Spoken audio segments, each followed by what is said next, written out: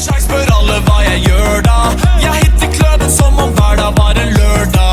Så mange damer her og drikka står på meg, så jeg lener meg tilbake. Livet mitt er deg. Fyll din kopp. Imagine we're able to contribute to something great. Other than providing solution to the escalating traffic in Metro Cebu, we're confident that this new bridge project not just connects island, but connects people in this area of the country.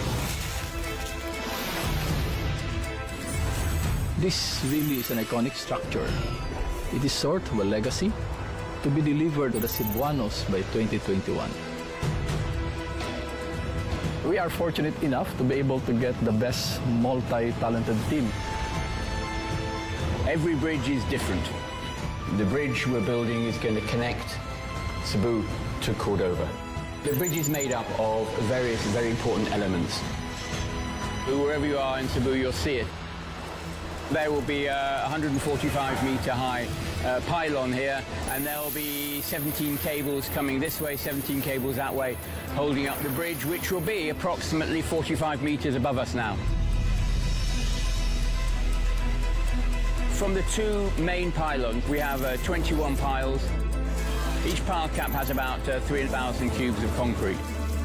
The depth up to 70 meters, up to 90 tons of reinforcement. We see ourselves as a participant of nation building in this country. This is the largest single investment anybody's made in the region.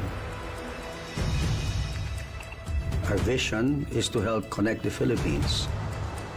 The bridge could be a catalyst for the economic development of Cebu. We believe this project will change the lives of our people.